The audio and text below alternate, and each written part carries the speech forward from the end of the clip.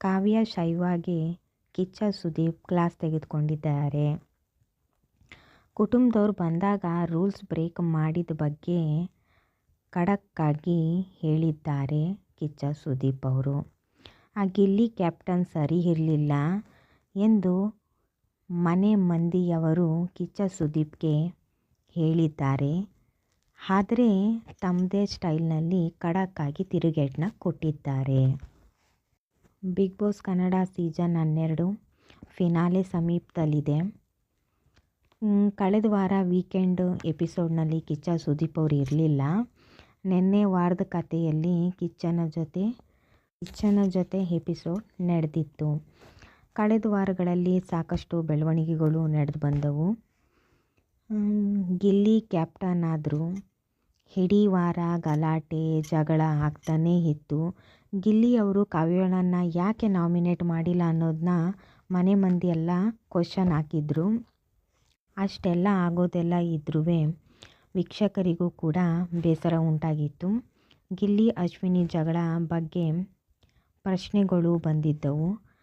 Gilli ಬೇಕಂತಲೇ ಅಶ್ವಿನಿನ target ಮಾಡಿಕೊಂಡು ಅವರೇ ಎಂದೇ ಅಶ್ವಿನಿ ಅವರು ಹೇಳಿದ್ದಾರೆ. ಗಿಲ್ಲಿಗೆ ಈ ವಾರ ಪಕ್ಕ ಕಿಚ್ಚ ಕ್ಲಾಸ್ ತಗೋತಾರೆ ಎಂದು ಹೇಳಿದರು. ಆದರೆ ಅದೆಲ್ಲ ಉಲ್ಟಾ ಆಗಿದೆ. ಗಿಲ್ಲಿ ನಟ ತಪ್ಪು ಮಾಡಿದ್ದು ಎಲ್ಲಿ ಅಂದರೆ ಇಡೀ ಮನೆಯವರೆಲ್ಲ ಎಡವಿದ್ದು ಎಲ್ಲಿ ಗೊತ್ತಾ? ಗಿಲ್ಲಿ ಕಾವ್ಯಳನ್ನು ನಾಮಿನೇಟ್ ಯಾಕೆ ಮಾಡಿಲ್ಲ? ಮನೆಯಲ್ಲಿ ಉಳಿದವರು ಆಡಿದ ನಾಟಕ ಎಲ್ಲ ಬಯಲಾಯಿತು.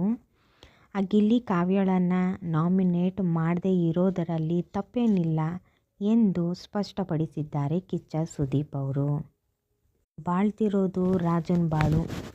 ಗಿಲ್ಲಿ ನಟ ಬಿಗ್ ಬಾಸ್ ಮನೆ ಮೊದಲ ದಿನದಿಂದಲೇ ಆಟ ಆಡ್ತಿದ್ದಾರೆ.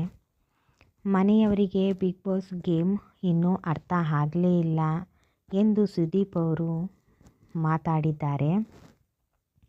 ಬಿಗ್ ಬಾಸ್ ಆಟವನ್ನು ಸರಿಯಾಗಿ ಅರ್ಥ ಮಾಡಿಕೊಂಡಿರುವುದೇ ಗಿಲ್ಲಿ ಎಂದು ಸುದೀಪ್ ಅವರು ಹೇಳಿದ್ದಾರೆ. ಎಷ್ಟೋ ಸೀಸನ್ ನೋಡ್ಕೊಂಡು ಬಂದಿದ್ದೀರಿ ಎಂದು ಗಿಲ್ಲಿಯ ಬಳಿ ಸುದೀಪ್ ಪ್ರಶ್ನೆ ಮಾಡಿದಾಗ ನಾನು ಎಲ್ಲ ಸೀಸನ್ ನೋಡ್ತಿದ್ದೇನೆ ಎಂದಿದ್ದರು. ಹಾಗೆ ಪ್ರಥಮ ಮತ್ತು ಹನುಮಂತನ ಇವರ ಸೀಸನ್ ಎಷ್ಟು ಎಂದು ತಿಳಿದು ಆಗ ಸುದೀಪ್ ಅವರು ಗಿಲ್ಲಿ ಆಟದಲ್ಲಿ ಪ್ರಥಮ ಸ್ಥಾನ, ಹನುಮಂತ ಇಬ್ಬರ ಪಾತ್ರವೂ ಇತ್ತು ಎಂದಿದ್ದಾರೆ. ಆದರೆ ಗಿಲ್ಲಿ ತುಂಬ ಕ್ಷಣಾರ್ಧದಲ್ಲಿ ಆಡಿದ್ದಾನೆ ಎಂದು ಹೇಳಿದರು. ಗಿಲ್ಲಿ ಬಿಗ್ ಬಾಸ್ನಲ್ಲಿ ಹಾಕ್ಕೊಂಡಿದ್ದು ಬನಿಯನ್ ಆದರೂ ಬಾಳಿದ್ದು ರಾಜನ್ ಬಾಳು ಎಂದು ನೇರವಾಗಿಯೇ ಹೇಳಿದರು. ಗಿಲ್ಲಿಗೆ ಕ್ಲಾಸ್ ತೆಗೆದುಕೊಳ್ಳಲು ಹಾಡಿದ ಇಡೀ ಮನೆಯವರಿಗೆ ಸುದೀಪ್ ನಿರಾಸೆ ಮಾಡಿದ್ದರು. ಹೆಚ್ಚಿನ ಮಾಹಿತಿಗೋಸ್ಕರ ನನ್ನ ಚಾನಲ್ಗೂ ಸಬ್ಸ್ಕ್ರೈಬ್ ಮಾಡ್ಕೊಳ್ಳಿ, ಲೈಕ್ ಮಾಡಿ, ಕಮೆಂಟ್ಸ್ ಮಾಡಿ. ಓಕೆ ಬಾಯ್ ಫ್ರೆಂಡ್ಸ್, ನೆಕ್ಸ್ಟ್ ವಿಡಿಯೋದಲ್ಲಿ ಸಿಗೋಣ.